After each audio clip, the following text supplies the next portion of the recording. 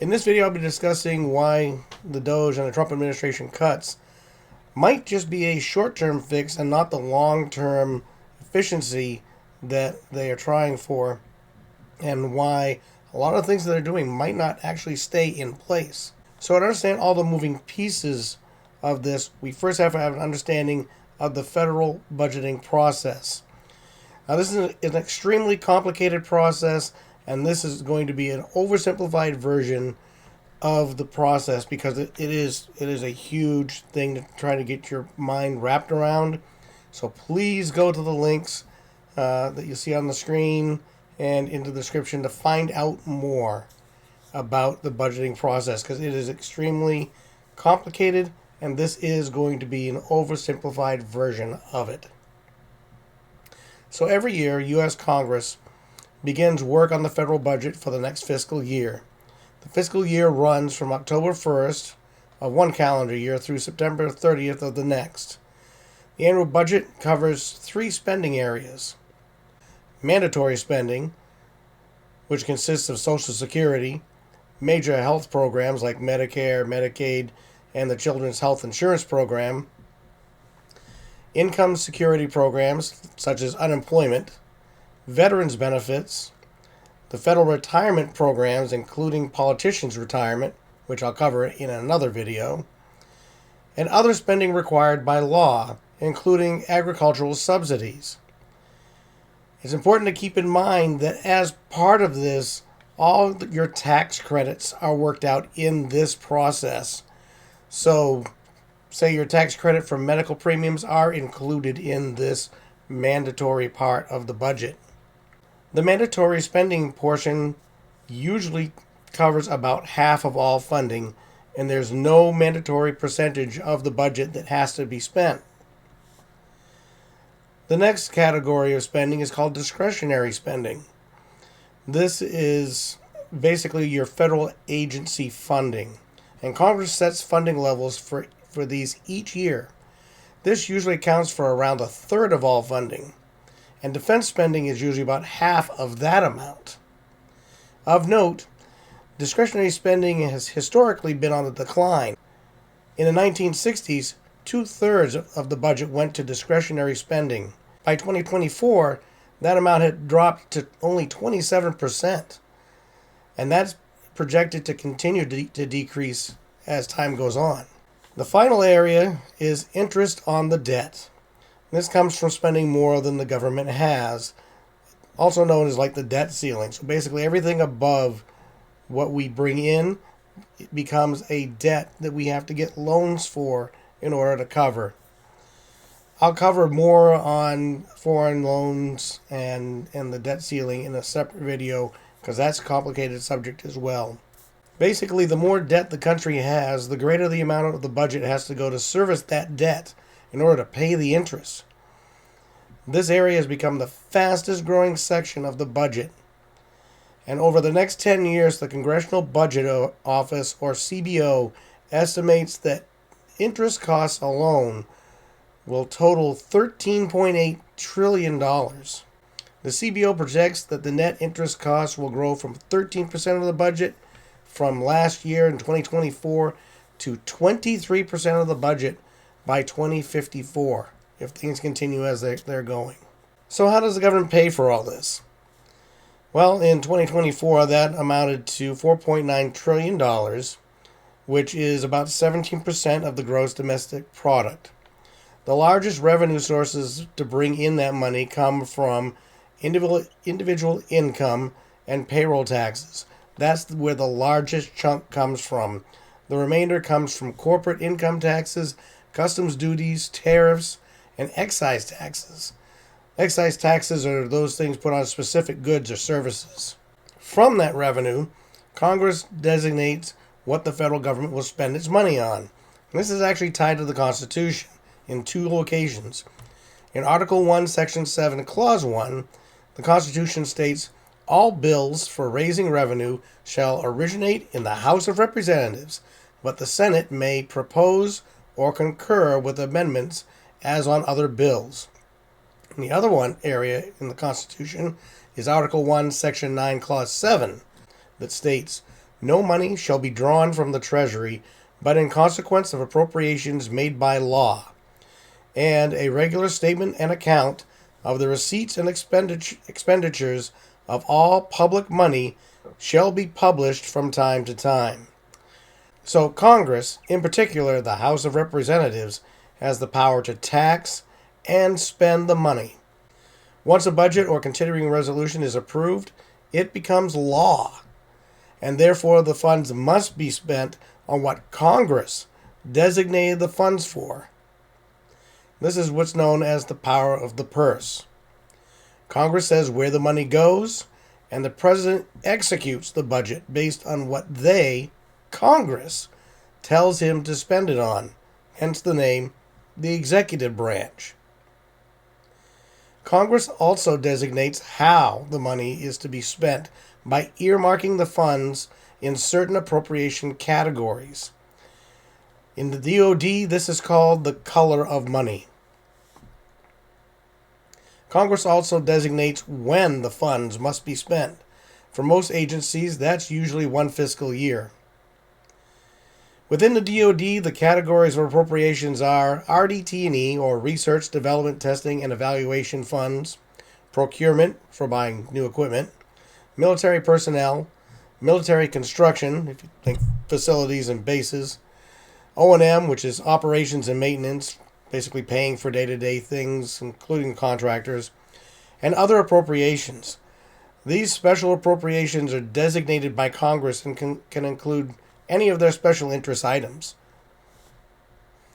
So, why are the judges doing things to kind of counter a lot of what the Trump administration is doing? One of the things, like with the judges that are trying to force the rehiring of federal employees and blocking getting rid of Radio Free Europe, and there's even a lawsuit pending about the closing of Voice of America, is because of that law piece. Because Congress passed it, that means it is law. So it has to be spent that way. So a lot of these massive and broad cuts that the Trump administration and DOJ are doing is causing a problem, because the funds are designated for specific programs within the budget, and so if they don't spend that money, it becomes a violation of the law. If it's not spent as Congress designated, it breaks the law.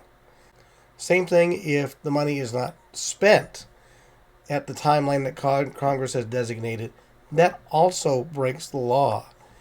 One of the key things, though, that is very interesting the way the budget works is that the funds are designated to particular agencies. So dismantling an agency is also likely a violation of the law because how the funds were allocated.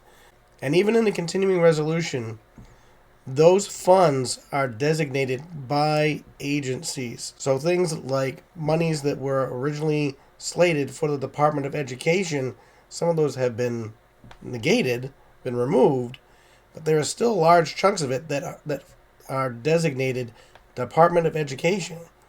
So it's going to be very difficult to legally get that to move without reworking the budget in its entirety. Next, I'd like to talk to you about why the designation of time to spend funds tends to lead to waste within the budget cycle. So if you look at the cycle, starting in the federal government, the fiscal year would start 1 October and run through September 30th. Each year, during their planning cycles, the upper management of the organizations looks at their prior year expenditures, and they bump that against what their missions are, or those tasks that they're mandated to complete. These upper level managers then submit a projected cost and justification to Congress. Congress then looks at the needs for completing the mission and then adds or subtracts based on if they feel the mission is still needed or if it needs to be trimmed or increased.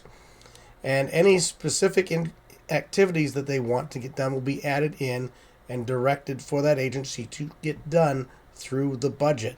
If an activity or program gets exactly what it got the previous year, it is considered a cut due to inflation. Now, Congress relies heavily on what is submitted and looks at what was actually spent, and that's key. The part of a program that was actually spent. This results in two things happening. Senior leaders tending to pad the amount to ensure that there are enough funds to complete at least the basics of their mission. In other words, ask for the world and you might get what you need. At the end of the fiscal year, if not all the funds are spent, Congress will take away that amount because the funds are seen as not necessary. So to counter that, come August and the September timeframe, senior leaders will often look at what's left to execute in the budget. And they'll do one of a few things to ensure that their budget is fully spent. One, they will make sure that all their funds are obligated, basically go to pay their bills, like the contractors. Or they'll spend the funds. Spending the funds at this point can often result in funds being spent on low priority, low interest items that are still under their authority. But this is still dependent on the color of the money. So basically it is restricted to what that money is designated for. So for operations and management, you can't suddenly move that over and use it for building a facility, let's say. This tends to lead to wasteful spending, however. One example that I personally saw was an organization got to the end of its fiscal year and it discovered that it had a pretty significant chunk of money left over. So they opt to replace all their furniture and cubicle walls, which had actually only been replaced 2 years previously. This is actually not considered fraud, waste, and abuse because of the system. The money had to be spent to meet the law and to avoid a cut the following year. Even though you and I look at that, that's completely wasteful. But in order to meet the culture and the way the current system is in place, they had to spend the funds. So therefore, it's considered not a waste. So, the Trump administration and DOGE are cutting lots of programs and personnel. But this might not even fix the problem. By law, which is established by Congress, they must pay for what was approved, regardless of whether or not it is in agreement with the administration.